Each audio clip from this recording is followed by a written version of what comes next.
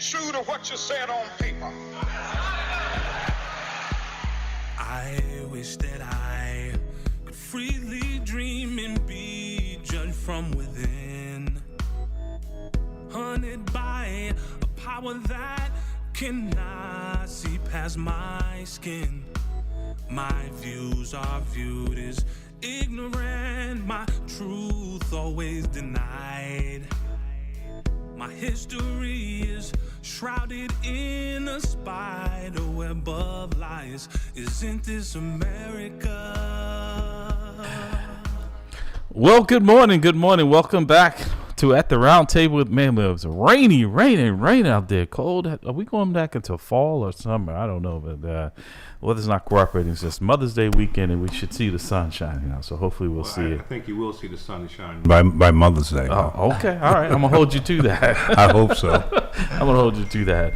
We want to thank our sponsor, The Money Store, for all your mortgage needs. Give branch manager Cora Holbrook a call at area code 508-345-4726. Also, our other sponsor, Cruise Construction. Thank those for that long-time support here at the Roundtable broadcast. You know, and like I said, in this environment, it's more important to be able to keep this type of conversation on the air. And in fact, when our guests in the studio this morning, you'll understand even more why the importance of having that there as well. Also, I want to say good morning to my brother, my co-host, my brother from another. The doctor is in the house, here to give you a checkup from the neck up. And I can see smoke coming from your collar already, and it doesn't mean we've elected a new pope. No, we haven't. No, it won't be white smoke. No. We will talk about that. I hear that. You know, so folks don't know what we're talking about, but we've had a little conversation off the air, and you know, usually when the doctor is silent, when I've had a conversation with my brother, I know he's waiting to unload. That's what I said. Yeah, I'm putting all these thoughts together, man, and trying to visualize what this dude did. We won't see any did. black smoke coming out of police headquarters. No, you won't. Just a little tease. Yeah. It won't be like much of anything coming out of the police headquarters, according to what I see. Absolutely. Want to say hi, good morning to Brother T. Michael. Good morning to Sister Denise Spirit DePina Reed. Hope she's doing well. Good morning to Mr. and Mrs. Harry Scale. Good morning, Brother Jamal, Brother Ditka, and Brother Cliff. Like I said, this is why elections are so important, you know. And without further ado, I'm going to go to Indiana.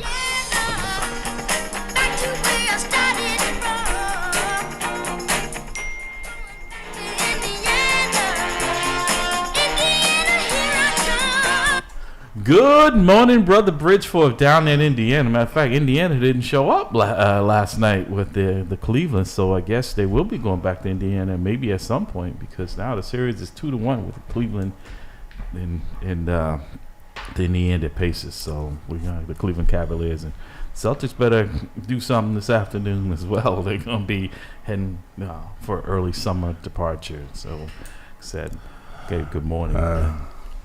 They'll be okay. They'll be okay? Okay, yeah. All right, we'll see today. And Pastor I don't like them, but I think they'll be okay. All right, we'll see. Pastor Hop, sir, good morning. How are you? Good morning. I'm well. Thank you for asking. Good, man. He always representing all the community. You know, he represents all the communities fighting in layers, right? He takes off his MAMLEO shirt. And now he has on. He has on. Pride. That's just is that the T. Michael? That's what I said. He does us all a little action. Got to. You got layers on there, bro. He's got layers. You know? Man, that's love, man. We appreciate you. Likewise. We appreciate you. If we wouldn't mind, sir, while we got you. Absolutely. Father God, we bless you. We give you praise for this day, and we ask you just bless us, bless this broadcast. All that's said and done, be glorified in and through it in Jesus' name. Amen. Amen. If you want to join us here this morning, the calling number is 617-282-0685. 617-282-0685. You are listening to At the Round Table with MAMLEO. And folks, you know, we have our guests in studio, so I don't want people, you know, Rhodes is going to call in. So folks are probably looking on the camera and says, is that Rhodes or not? And probably, yeah, because he is sleeping. So it could be Rhodes. You usually fall asleep in that chair, right? You know, I have a proposal. Okay. Why don't we rename this show? What's that? MAMLEO. I mean, what it's the round table? At the round table. Yeah, MAMLEO at the round table, presenting bald men. So you can say I'm not just a client. I'm not the president. I'm a member. I mean, I'm looking around the table that we all are. You know, this brother got you consistent with the haircut. Right. You know, all we need is a lollipop. Right. Well, like Jamal called it, "Who loves your baby?" You know.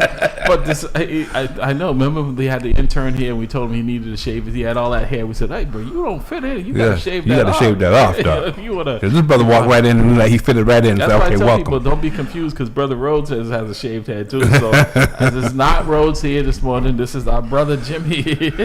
He is here with us this morning, and he's going to be talking about what is going on in the community, and we're going to allow him to introduce himself this morning and what brought you here. You know, you heard one of the broadcasts here, and I probably, I don't want to put words in your mouth, but I think it was probably a little shocking when people hear former police officers talking in this way about supporting our community and being open and honest about the criminal justice system and law enforcement in general, right? And not hiding and saying, "Oh, it's all lovely and we're all brothers and sisters in blue." That is the biggest lie. Matter of fact, if you're welcome to stay for our 8 o'clock hour, because we're going to be talking about the unraveling and the regression that our current Boston Police Commissioner Michael Cox is doing to black people in leadership in the Boston Police Department. And folks should be alarmed. And with the blessing and the smiles of the mayor there with her child saying, "This is what your future looks like. White men running the organization." All your skin folks and your kin folks. Absolutely. So without further ado, James, Jimmy, good morning. Good morning. Good morning. Good morning to everybody out there.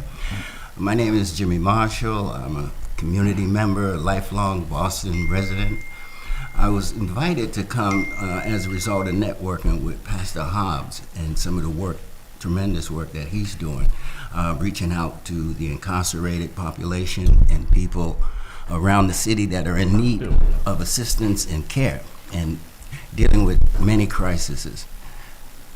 Last night I had actually a privilege to be called by a family that has a young boy, about 15 years old, and he is dealing with juggling about 6 or 7 present criminal cases. At 15 years old? At 15 years old. Oh, okay. And the police came to his mother and father's house and kicked the door down, tore the place up, looking for stuff about some incident that happened out in Cambridge, actually a B&E or something, which resulted in another charge. Now, he may have some issues going on with some activity out in the street with associations, etc. Just real quick backdrop story. His mother passed away from, I think it was an overdose or something some years ago when he was a little boy. And his dad has had some challenges, coming up because we grew up together, like in Orchard Park projects. And so we're like family. I've known his dad, lifelong relationship. And so they called me, and I hadn't been in touch with them for a while. And so I was a little surprised when I seen the call. I thought something, definitely was going on, and it was. So I went over there to talk to them to really see what was going on, and I found out the situation, and I was scheduled to come here today to speak about a variety of issues related to incarceration, the situation that we have going on with the leadership, issues in Boston and around the country. But today I wanted to focus a little on the ecosystem that's being developed, like the multi-layered services that are being provided to people like him, that is targeting strategies tailor-made for addressing some of the issues and the needs that he has. I have a So let me just interrupt you because I want folks to understand what brought you here. Was you heard one of our previous broadcasts here, and we were talking about in that you said, "Hey, this sounds like people who, regardless of their previous background in law enforcement, right, that you feel we can partner together," and that's what we're all about here. MAMLEO is about our community. It's not just about issues that affect us. But also, I think it's important, if you don't mind, sharing your background on why you are probably one of the people best suited to help this young man, right? Because they always say experience is cheaper secondhand, right?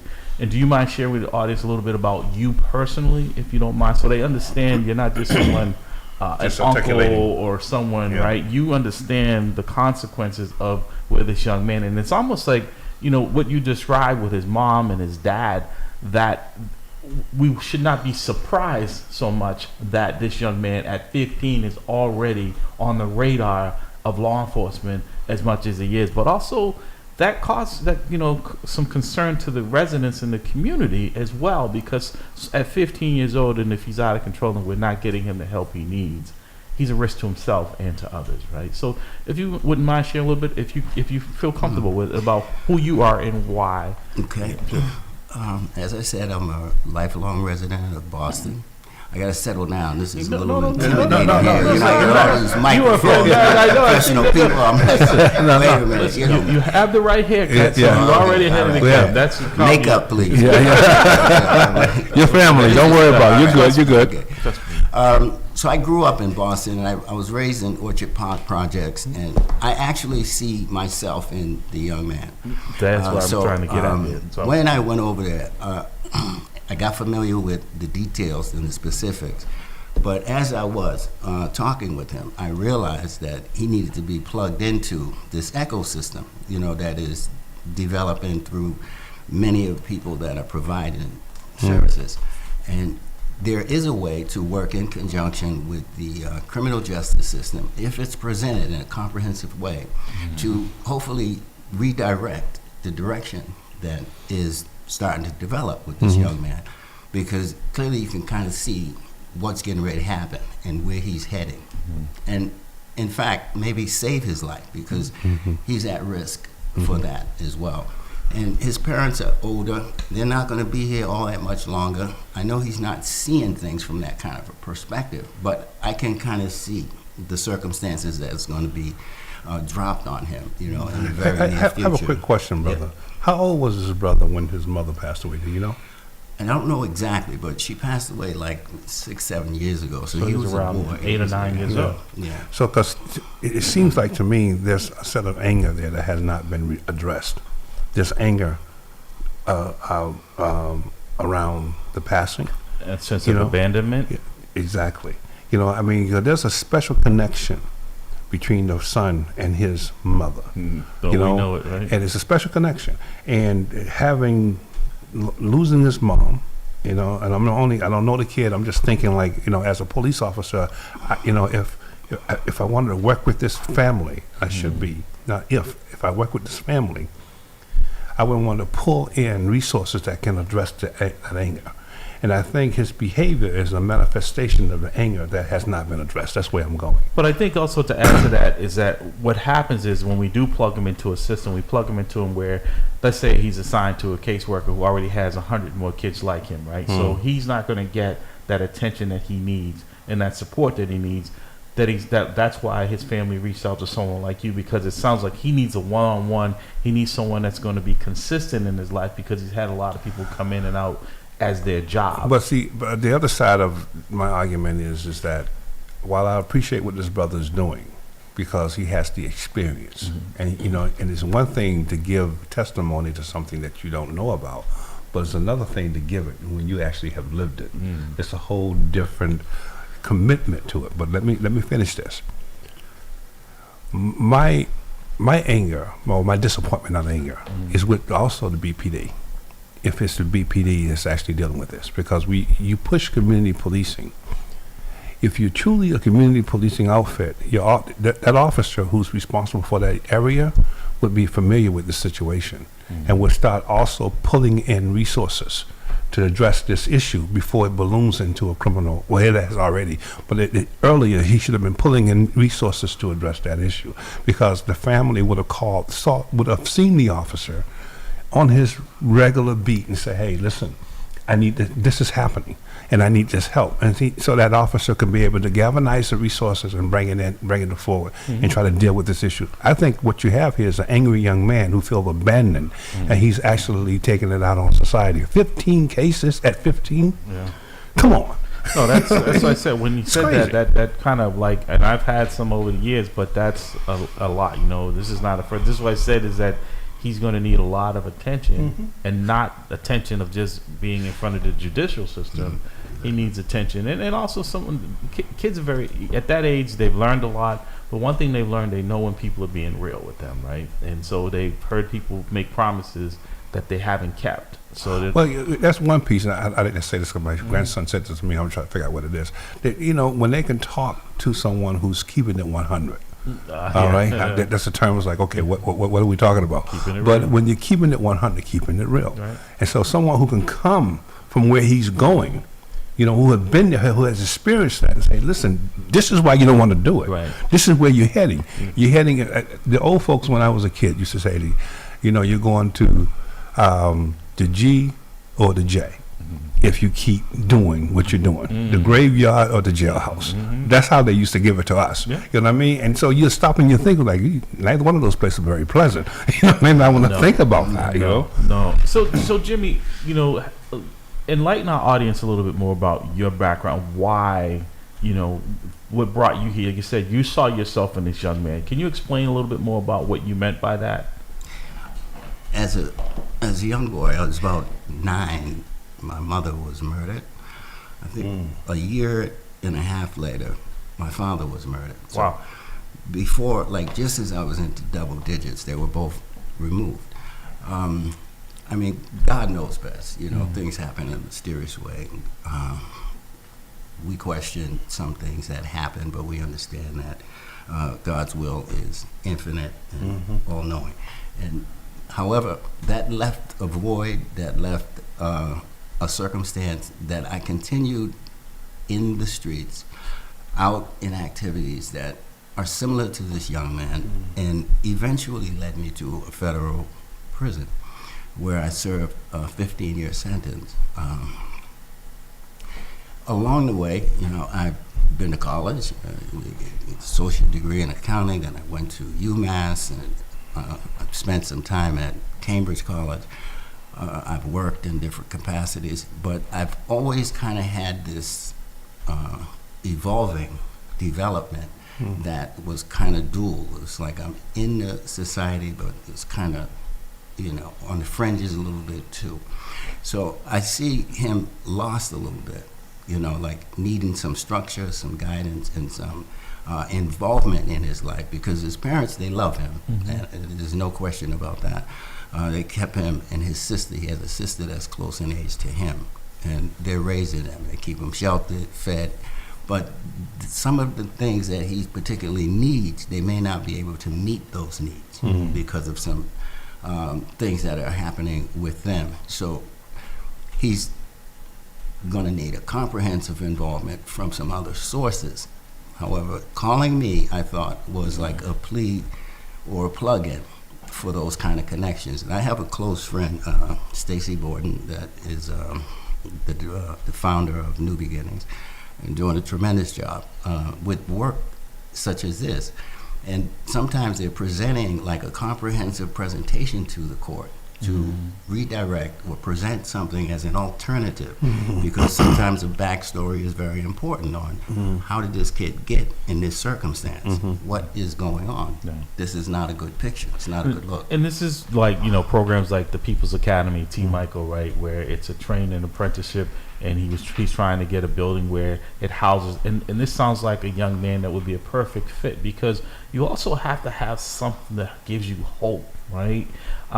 We know that if we got this young man plugged in school and he's working at McDonald's, he doesn't see that as a career. He doesn't see that as life-changing, right?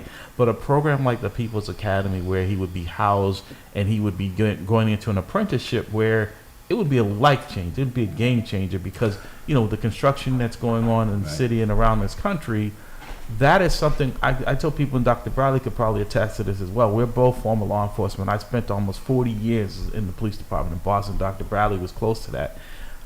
I have never had anyone at the booking desk that had employment. That was something that always jumped out me, was that people there, they had a job, or they had the lack of education. I'd never arrested an attorney, maybe on a domestic or something, but for some of the crimes that I could, just trying to survive, right? A doctor, people who had advanced degrees, they didn't come across, I don't care what section of the city you worked in, they didn't come across your path. So this young man, and I worked in the schools, and that was one of the reasons why prior to my retirement, I chose to go over and work in the schools, because I felt like I could connect with our young people in a way that, they said someone, not saying they have to look like him, but you have to have that compassion, that empathy, that understanding. I grew up in Roxbury. I don't forget where I came from. When you talk about Orchard Park, most people are like, Orchard Park, where is that? They call it Orchard Gardens now. It's somehow, but the experience that you experienced in your family, and I'm listening to you talk about losing both of your parents before in your early teens. And this young man is a little bit older than you, and both his parents have gone. So No, one. One. So the trajectory is not good, right? Knowing that this is what at that age you're making bad decisions, because a lot of times there's no input in helping you make the right decisions. Well, it's also indicative of a larger issue, because there are a lot of individuals like him that we're losing, and we don't have to lose them. We're bleeding out, a lot of wealth from the black community, particularly in this way, and it's a crisis for all of us to be concerned about. Absolutely. Well, I think that's a very good hit, to be honest with you, and I'm very concerned about that. And I saw that as a police officer. What I also saw as a police officer, and I was struggling with how to change it, is that there's always, our children are always exposed to the negative things through whatever medium they communicate, television, music, whatever the case may be. And other folks' children are always exposed to the positive things, you see. And so, and I take my hat off and I applaud those individuals like yourself who are working very hard to make sure that kids who are going in the wrong trajectory are getting that exposure to options that are positive, that can help them. You know what I mean? Because you could have easily said, hey, listen, I'm not answering the phone. Right. You could have easily said, you know what, I did my time, I'm out of here. But, and I could have easily said, I'm not coming here today because I'm a retired cop, I'm doing well. Right. But see, something grabs you. That spirit just grabs you to say, no, you know what, you have something to offer. The Lord God want to use you to make sure that something doesn't happen to a child, that it's coming, he knows it's coming, and you're the answer. And so my question is, how do we, this organization, the church, right? how do we actually help someone like you who's actually trying to do the right thing, because you know what the right thing is to do? I've never experienced what you experienced, and like I have relatives, I have nephews, great nephews now.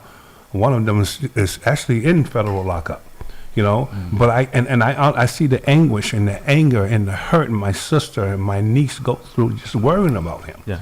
And again, a black man. It's always a black man. But in actuality, when you start looking at the statistics, most of the criminals are white men. That's the reality. Oh, we have one in the White House. 617-282-0685. 617-282-0685. You're listening to At the Round Table with MAMLEO. In studio as our guest, Jimmy Marshall. He's talking about, how do we break this cycle with young people? Because it's not just young men anymore. We're seeing a lot more young women who are getting involved in this as well. And it doesn't get on the radar and get the attention that this very serious subject in this matter deserves here in the city of Boston, but around the country, because we go through these peaks and valleys, right? And we see politicians in law enforcement try to take credit when crime is down, as if somehow they have a magic pill, right? And then we know, those of us in reality, that's not what's going on. Whatever it is not because we have an answer to it. We go through peaks and valleys of crime. That's how crime operates. We applaud it when it's going down, but then when it starts to spike again, we don't have a solution for that. Now we want to go heavy-handed with the enforcement rather than having programs in place so that when we do have kids that age and younger that are on the radar, because during the George Floyd era, we went through a lot of reforms here, and I kept telling people, okay, this reforms that you put in place here, it doesn't really address these young people, because we've said, okay, we're not going to criminalize people under the age of 12. And I'm in total agreement with that. But I said, what are the plans in place to deal with the behavior? Because the behavior doesn't stop just because you raise the age. So can you speak to that? What do you know of that is out there right now currently for a 15-year-old who's in crisis, as you just described? Fortunately, as I said, the organization New Beginnings Reentry Service Program deals with areas of concern that are related to the issues that this kid is going through.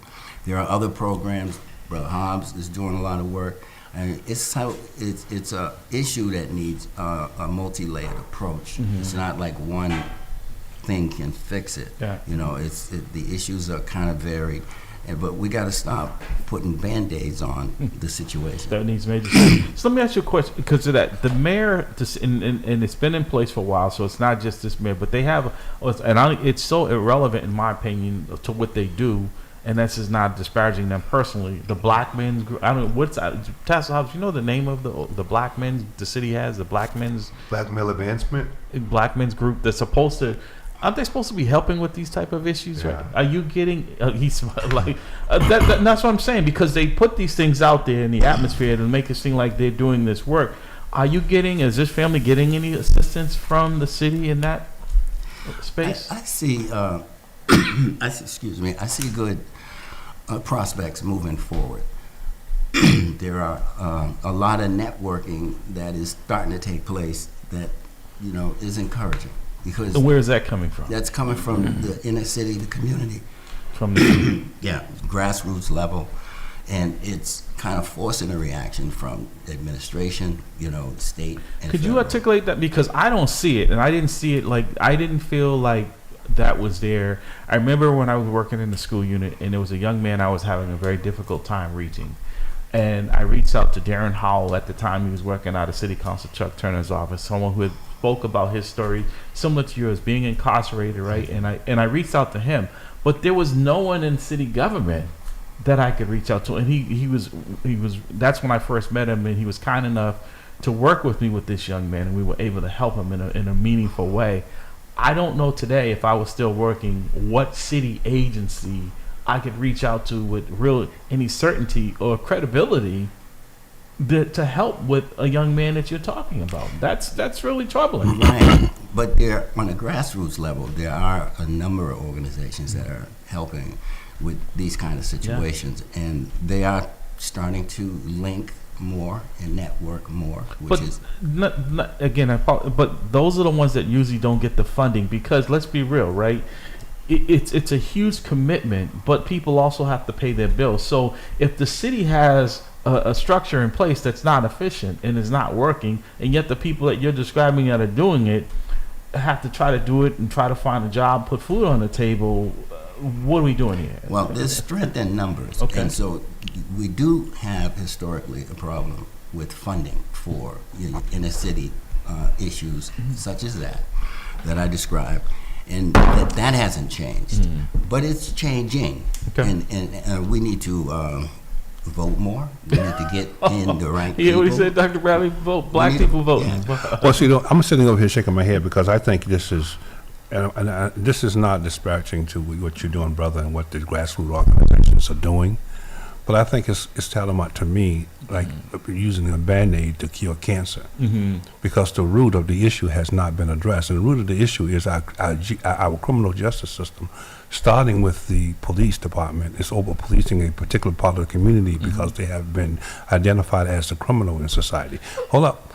Take, for instance, the term that the name of this organization at the city level, the Black Men's Group, the Black Men Advancement. Well, the black man, if you start looking at it statistically, is not the most prevalent criminal in our society.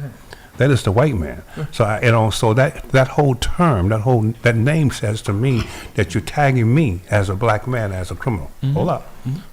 And so the issue here is that you have a criminal justice system, of which I was a part of for over 20 years, 2 decades. All right. And that criminal justice system was geared towards putting people like us in a situation where we can provide cheap and low-cost labor.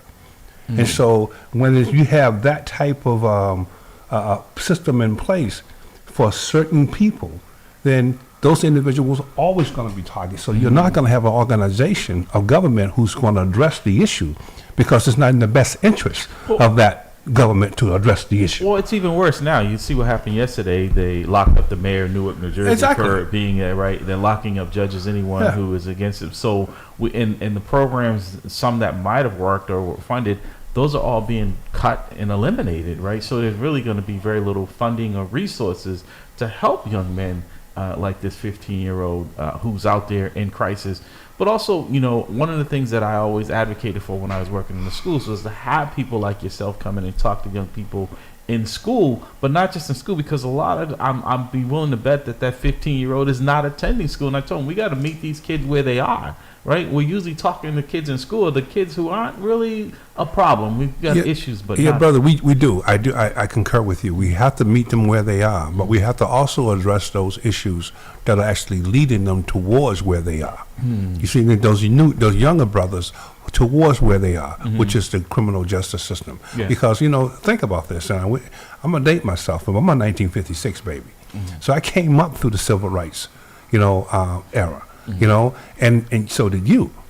But think about the music, okay? Think about the music we listened to. Right. It was right. You know, we were not talking about what our mama and our sister and someone else's mamas. We talked about being proud about who Say we it are. loud. I'm telling you. You know what I mean? This is what we look like, you know? Right. And so we have to address issues like that. Yeah. You know, we have to address electing people who are phony and bony in the office and thinking that they're protecting us, but in actuality, they're actually against us. Yeah. So we have to start not only voting, but we have to also start educating ourselves as opposed to entertaining ourselves about the issues that we're dealing with. So when we actually make a vote, it's a legitimate vote. No, I mean, to your point there, P. Diddy's trial is starting. People will be more interested in that than in this 15-year-old. But Jimmy, before we grab this call, I want to get your little perspective from you, because you said, you lost both your parents at a young age.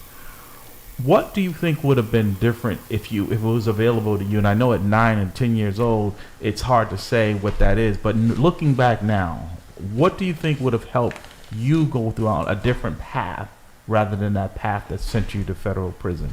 If things had been in place that maybe this 15-year-old is experiencing now, is there anything that you can think of that might have helped your trajectory from going in that direction? The context that I grew up in, there were a lot of people that kind of got misdirected in the way that I did at a young age. I was not, like an unusual case. There were a lot of people that I grew up with. They're not alive today. They didn't make it this far. Some of them didn't make it. So the environment played a big part. The environment played a big part, but also society played a big part. We have a larger issue about what has contributed to the collective state of people of African descent here in America, the trauma that we've been dealing with for a long time, that we have not yet come to terms with having discussions, educating about the effects of it, how it plays out today behaviorally, like with this kid. I see, when I was talking with the kid, I see a lot of beauty in him. I can see like he's like a piece of coal. He's a diamond in the rough. It depends on how he's cultivated, what circumstances are presented to him for guidance, nurture, and development and education. And as you said, a lot of people are exposed to a lot of the wrong things, and so that does make a difference in some of the choices and the decisions that they make.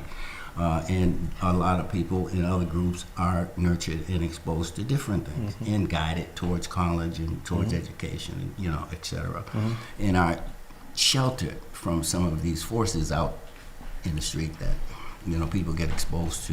And that has because like, if you think about it, not to cut you off, brother, I apologize. If you think about it, we're both fathers. I don't know your situation, brother. I'm a father. Okay. A grandfather. Okay. So, and a grandfather. Our children are not going through that issue.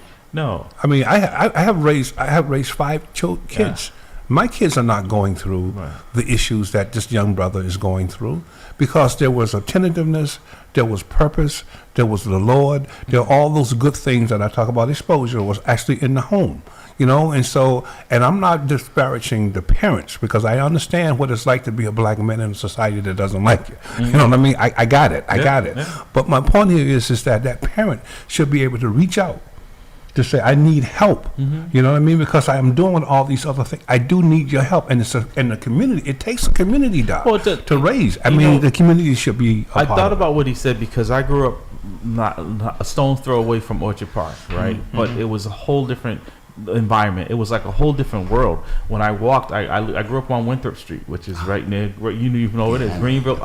We would intentionally walk down, not go down Greenville Street, so we wouldn't have to even pass the outskirts of Orchard Park, right? So it was almost like a wall within itself. So we knew Orchard Park wasn't someplace, if you didn't live there, you didn't want to probably go venture in there, right? That was probably the difference between my trajectory, but my two brothers who they did sometimes venture down there. Both were incarcerated, and one is no longer with us because of the incarceration judge and the drugs, like you said, the jail. He went through both the jail and the graveyard, right? So the environment plays a huge factor in it. Some people can overcome it, but the vast majority of people won't. It's like trying to, get out of the crabs in a barrel. It's just you can keep crawling up, but you're not getting out. Now, but the question becomes, why do we have that environment? I'm sorry, brother. I have two sons. Both are married with children, and college graduates, no criminal record, excellent human beings, and it's a change, a generational shift, like from the beginnings that I experienced. They didn't grow up in the projects or kind of areas like that, and so developmentally, I see a lot of positive things for the black community. Looking at it from the context of some of these projects and these places in the country that we have a lot of members of our group living and growing in. So tomorrow's hopeful. Yeah. It depends on what we do today. Let's grab this call. Good morning, caller. Welcome to the round table. And it's going to be... Yes, good morning, everyone. This is T. Michael from the You must have heard Academy. me invoking your voice, your organization. I was just talking about you. It's a great show, and I'm always listening. Yes. So I wanted to throw something in there. The People's Academy plan that will address everything I'm hearing and more. We're in $1 billion industry. If the city, state, federal elected officials in the Commonwealth of Massachusetts will embrace our plan, within weeks, we could create over 2,000 plus jobs that would address. But the problem is, it would address and shrink the recidivism, the street and gun violence. You see where I'm going with this? Yeah, and to his point, Jimmy, a lot of prisons around the country have become privatized, right? So it's if you have a business, you need customers, and it's the only place where we're overrepresented, right?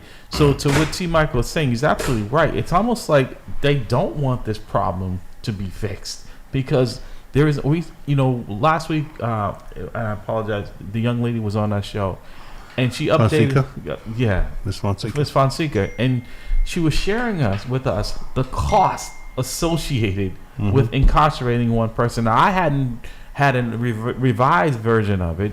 I'm thinking it's somewhere in the neighborhood of $60,000, and most of them were over $100,000. Some were approaching over close to $200,000 per person per year. Right? We could buy these folks homes, cars, educate them. That's right. T. Michael's program. Oh, there we go. Right there. Here. Right. This is what she was giving. Have you seen this? At the bottom there is the price per person. I'm actually doing some work with her out of the World Peace Organization, Jackie. Jackie. That we're doing with the book that's going to be dealing with the incarceration system. Yeah, see, I'm sorry. No. I'm saying I just want to make no, and I appreciate you having that because this is what we're saying is that like what T. Michael is saying. Do folks really want to fix this? Because no, they don't. And I'm going to answer the question. Some don't. Well, let me put it this way: the ones who are benefiting financially has no interest, absolutely no interest in fixing this, because even in our criminal justice system, at every layer somebody's making money. All right, someone's making money as it relates to the incarceration. Someone's making money as it relates to chasing this individual to bring him to the criminal justice to the courts. Someone's making money when the courts go through the adjudication process. Even the phones, the you know? commissary, they just Somebody's making money, and so when you're making that money in a capitalist society where only profit actually works, you know, are valued, then I'm not interested in you cutting off my money. Yeah. That's the mindset. So how do you change that money profit mindset in order to address an issue like this? Because we are, you know, and I look at it this way when I explain it to my students. When you're in a slavery environment, who makes the money? The owner, right. all right? When you actually give someone pseudo freedom, where you just tell them, okay, now you're free, go out and do your thing, and then you create an ecological system where they have to commit crime, who's making the money? Right. It's going to be the, you know, the equivalent to slavery. Right. So the criminal justice system is used through the 13th Amendment and wrong. Yeah. When it's used wrong because it created that pseudo-slavery environment, and we as black men were the ones who actually occupied it. So, T. Michael, how do we connect you with brothers like Jimmy so we could try to help young men and women in situations like this, and even before they're in this crisis mode? Because, you know, Dr. Brother, you worked in the schools as well in Randolph. I've worked in schools. We see these kids a lot of times on our radar, but we can't get to them. And if we do, we don't have anything to offer them, right? Yeah. So if they've been disappointed, I can't say, you know, there's a better future for you if I can't point you in the direction of where that future is, or getting them plugged into the research. So, T. Michael, are you familiar with Jimmy at all? Sorry. I'm not. Okay. I'm just hearing about him for the first time. So this is why this broadcast is important, why people need to continue to support it. I'd like to plug you in with T. Michaels. You can go and see what he's doing. Fantastic work. I work very closely with him. He's doing fantastic work out of his home. He's dedicating space and training young people with a skill set, right? Beautiful, beautiful. And they feel, when you see them on site, Jim, I'm telling you, there's this sense of ownership and encouragement and hope and optimism, right? Because they realize someone is training them with a skill set that is going to change their lives, right? It's going to take them out of the poverty, because a lot of times we know a lot of it is survival, right? If I'm hungry, I have nowhere to stay, I'm going to do whatever I can to do that. And once I get into the system, we know how difficult it is to try to get a job if you've been convicted of a crime, right? So we want to, T. Well, it Michael, depends on who you are, though. if you don't mind, I'm going to pass your contact information off to Jimmy and please do. bring him over But for I a visit. Good. Yes, please do. And what I want folks to understand, the trade we teach, it's a historic trade. But not only that, it's the most needed trade globally in the building trade. The most needed trade globally in the building trade.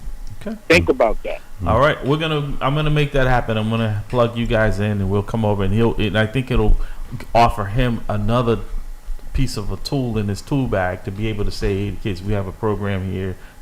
Even before they get into that. Thank you, T. Appreciate you. Thank you. Great show, and I will be listening. Thank you. And keep in mind, brother, is that we have a criminal in the White House, so it's not hard to get a job if you're a certain person as a criminal. Absolutely. And you can continue your criminal enterprise while you're in there, selling coins and all this. Exactly. Good morning, caller. Welcome to the roundtable. Good morning. Good morning. It's Rhodes, and I'm glad to see that the amazing program. And all I gotta say is, like, you gotta understand, since the slavery system, like the police departments, are actually started as like slave chases. Yeah, slave catch here in Boston. Yeah, slave patrol. And so it was just kind of like one of those things. So again, it's evolved to now to, hey, we're enforcing laws or what have you. But again, the fundamental thing, like T. Michael says, it's educating them, getting them a job. But we got to make sure that we're educating them even before they get to school. Yeah. Like the Black Panthers is the one that started the Head Start program, Yeah. and that was to make sure that they told people to be black and proud, and they're a black person, a black man, not being told by a teacher or demeaning them, and understanding that words do have a powerful effect on a child's psyche. Yeah. So if the teacher was being mean to a child or whatever, could they definitely destroy their motivation. Even Malcolm X said it in his autobiography, the fact that he wanted to be a lawyer, and they said, no, you better be a carpenter, especially in this area, like, you know, people won't accept you as a lawyer. Yeah. And so, again, it's also the mindset, being able to build that. And then I tell T. Michael, you know what, I need to make six figures. You know what, I will want to see, because Right, when you take brothers that are from the corporate world. Yeah, absolutely, absolutely. Well, in fact, we'll make sure that you're part of the tour when we go over with Jimmy to see, because I've been over there several times. I've taken people. It's phenomenal, the work, and you see that these kids. Yeah, are no, making he's this with their amazing. I hands. love the work, his artwork. Yeah, I mean, it's just amazing. The work that he does Yeah. for buildings, and he also does artwork So too. I want to get Jimmy's feedback to what he's hearing from our callers as well, because I think it's important. Because also, we're so divided amongst ourselves. I'm talking about black people, right? If we're Haitian, if we're Cape Verdean, if we're Hispanic, not understanding our journey here. The only thing that separates us, I tell people a lot of times, is where they dropped us off on the way here, right? So we tend to feel like if it's an African, that's your problem. If you're Cape Verde, that's your problem. What they're doing to the Haitians, it is all of our problem. How do we get people's mindset to buy into this 15-year-old is all of our problem? Martin Luther King said it. Injustice anywhere is a threat to justice everywhere. Yeah. So Jim, what's your... The connections are there for us to see. The impact and the consequences from losing and bleeding out, the young members in the way that we are, has enormous consequences to our community and to the communities at large, too. And the loss of the wealth that they have to contribute is you can't even estimate. We'll never know, right? We'll never know. I mean, but it is way off the chart. And we need that wealth mined and directed, and beneficial to the human family. And we can do that. But we got a lot of work because we're dealing with a lot of trauma. Yeah. Like, I like to think about it as transgenerational trauma, to a people. And we have not dealt with that, on a collective level. And so you talk about why we're fragmented and we're separated, and there are reasons why that is. It's not because that's something innately about us as a people. No, it's not. There are some things that have impacted us, traumatized us in ways that produce that. Well, when you said that, it made me think of the late Mary Franklin. I don't know if you're familiar. Mary Franklin's husband was murdered several years ago. She has since passed, but she's been traumatized. She was traumatized ever since that, and she took that on her cause, and she was, as victims of homicide, right? And she was trying to create a trauma spa, and we were working with her at our organization. I was president of the Minority Police Organization at the time, that's Columbia Road, and we had renovated our ground level so that people come in and get the therapy and the spas and all that. And at first I'm like, okay, you can go get a massage and all that, but what I realized was that the space made a huge difference, right? Where people felt comfortable, and also a lot of times it's not affordable, right? But because when you just said about the trauma, I'm like, that doesn't go away. There's no blinking sign on your face or this young man of what you're really feeling, right? We just see you, and a lot of times we're trying to mask the pain and the trauma, right? Because we don't want people to know. They think it's a sign of weakness to get help for that, right? How do we direct people to get them to find it's okay if you're dealing with this trauma to reach out and to get the help rather than bottling up and then because a lot of it's probably explosion, because at some type it's like when you tap a keg, at some point it's going to explode. We have to move from a spirit of fellowship and service. A lot of times we're Christians, we're Muslims, we're different denominations. But all of them have a connection about service and their fellow man. So if we move out from that kind of a place, we don't have to be deeply religious, or we can be. It doesn't matter. It's just about the service. It's about the regard for the human being. And what you have to contribute. You can't solve everything, but you can be part of the solution. Right. Well, Dr. Bradley, you're heavily involved in church. Are you seeing what Jimmy is describing, that type of outreach? Because churches used to be a place where you could go, right? And people, I grew up in the church. My mom, it was required that everyone went to church on Sunday. But when you got to a certain age, are you seeing that in the church? No, I'm gonna be very honest with you. And I think there's reasons for it. I think one of the reasons for it is Zoom. It's virtual church. We used to deal with the television church, but today we have people actually attending church through Zoom. And so when you're not in church, you don't get a chance to interact, you don't get a chance to fellowship, you don't get a chance to know these issues that the church can happen. I help with. Oftentimes when my church get the problem, it's because of a dire situation where there's no food, Money to bury the child. something like that. But we're not aware of the problem before it gets to this massive issue. That's the answer to that question. My hit is that we as people of color, we as black people, have to understand.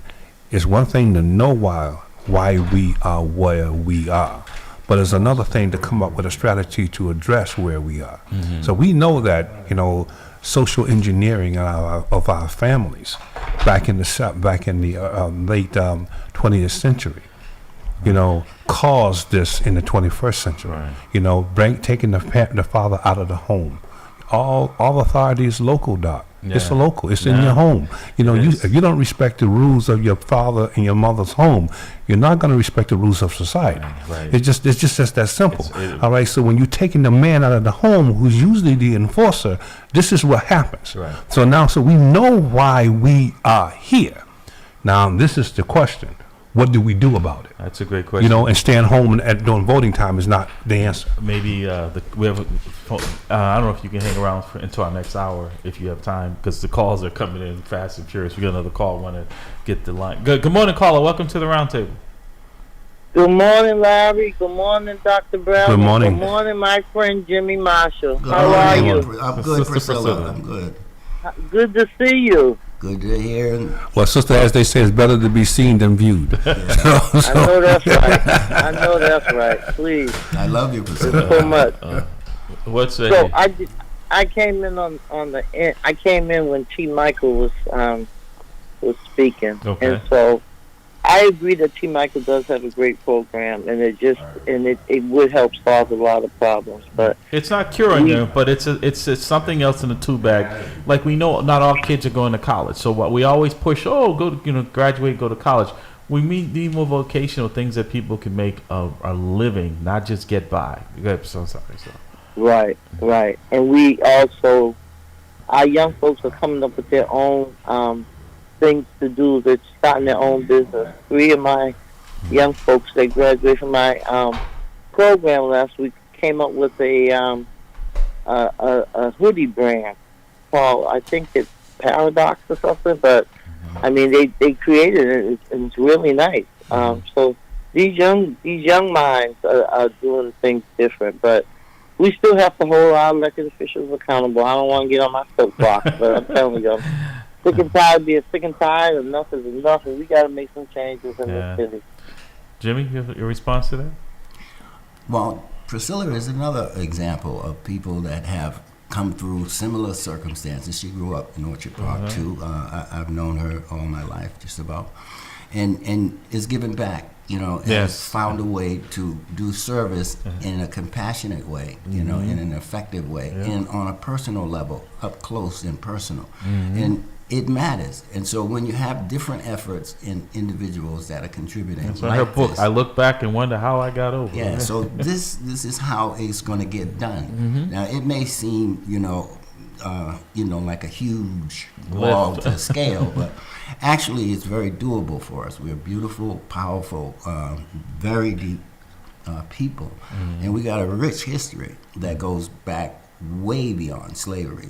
And so one of the issues that I have is that we have to start reconnecting with our ancestry and educating about that, because foundationally it's going to be necessary for our healing. This is why they don't want us to learn. That's why they want to take history out of the libraries, out of the schools. They understand that if they don't intercede right now where this is going, with being in the information age, there is a lot of information exposure, and so they want to flood the zone. Misinformation now, get back into, what do you call that, when they want to suppress the story. And they say the reason why you're is because you're not applying yourself. You're not doing what you need to do. Not understanding, if you understand the history, the deck is stacked against you. Some of us can make it out, but a lot of us, the odds are not in your favor. Brother, I want to make two comments. Number one, do you know the Bino family? Yes, I do. All right. So there's a pastor out in Randolph, Pastor Bino. Yeah. It has an excellent church. that actually address. Up the street from my house, by the way. Some of the binos grew up in Orchard Park. Yeah, exactly. Terry. Yeah, Yeah. Montero Yeah. Bino. That was Nisi We know Bino's all son. that. Yeah, they so he has an excellent church over in Randolph that does a lot of good work. Can I say real quick, there were some good things about Orchard Park. They had an extended community that was in play, that was brought up from the South and that was brought up from the country that we were exported from Africa, where it actually did a lot of service for a lot of people that didn't have moms and dads at the helm in the households. Yeah. That made a difference. I had aunts and uncles, even after I lost my mom and dad, that played that role to some degree. I'm sure that is why I'm sitting here today. You know, and Priscilla knows about that extended family because we used to be able to go in and out of each other's Yeah, exactly. houses, Right. you know. We've got about a minute. Can you hang on Yes, a I little can. while? Okay, so we're gonna Priscilla. You've been in this chair, so you know we have when we're up against the clock here. So I don't know if you want to hang on or you can call back. It's up to you. I'm gonna call back. Okay. So I wanna keep listening. So I'm gonna call back. All right. You know, All right. so this has been an enlightening. We're going to continue with this, bringing it into our 8 o'clock hour. We're also going to be discussing the changes in the Boston Police Department that I think are going to affect even more 15-year-olds not having the services in the village, because it's not just people that look like you, but people who care about